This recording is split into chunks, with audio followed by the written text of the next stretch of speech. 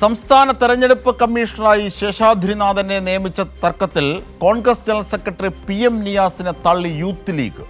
PM Niyas മന്ത്രി KM ഷാജിയെയും മുസ്ലിം ലീഗിനെയും ലക്ഷ്യം വെച്ച് അറ്റാക്ക് ചെയ്യുന്നു എന്ന വിമർശനവുമായി യൂത്ത് ലീഗ് ദേശീയ വൈസ് പ്രസിഡന്റ് അൻവർ സാദത്ത് രംഗത്തെത്തി.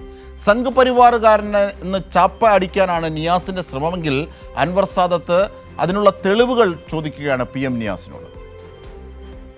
ശേഷാദ്രിനാഥ് നിയമന തർക്കത്തിൽ മന്ത്രി KM ഷാജിക്കായി യൂത്ത് ലീഗിലെ ഒരു വിഭാഗം രംഗത്ത്. യൂത്ത് ലീഗ് ദേശീയ വൈസ് പ്രസിഡന്റ് അൻവർ സാദത്തിന്റെ നേതൃത്വത്തിലാണ് നീക്കം.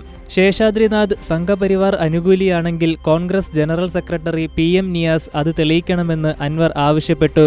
KM ഷാജി സംഘപരിവാറിനെ പ്രൊമോട്ട് ചെയ്യുന്നു എന്ന തരത്തിലാണ് PM നിയാസ് പ്രചരിപ്പിക്കുന്നത്.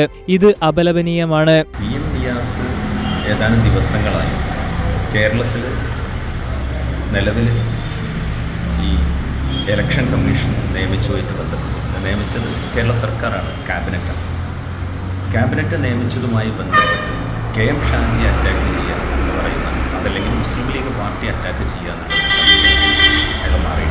അദ്ദേഹത്തിന് അങ്ങനെ ഒരു അഭിപ്രായം ഉണ്ടെങ്കിൽ, അതല്ലെങ്കിൽ അദ്ദേഹത്തിന് അങ്ങനെ വ്യക്തമായ തെളിവുണ്ടെങ്കിൽ അത് അദ്ദേഹം ഉന്നയിക്കുന്നുള്ള കുഴപ്പമില്ല. പൊതുസമൂഹത്തിന് മുമ്പിലും ഗവൺമെൻറ്റിൻ്റെ മുമ്പിലും അത് ഉന്നയിക്കാം.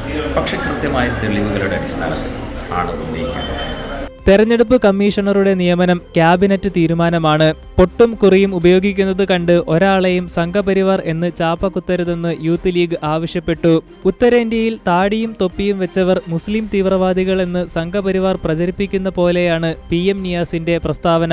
കേരളത്തിന്റെ സാമൂഹ്യ ഐക്യം അപകടപ്പെടുത്തുന്ന രീതിയിലുള്ള പ്രസ്താവന PM നിയാസ് പിൻവലിക്കണമെന്നും യൂത്ത് ലീഗ് ദേശീയ വൈസ് പ്രസിഡന്റ് അൻവർ സാദത്ത് ആവശ്യപ്പെട്ടു. കൈരളി ന്യൂസ്, പാലക്കാട്.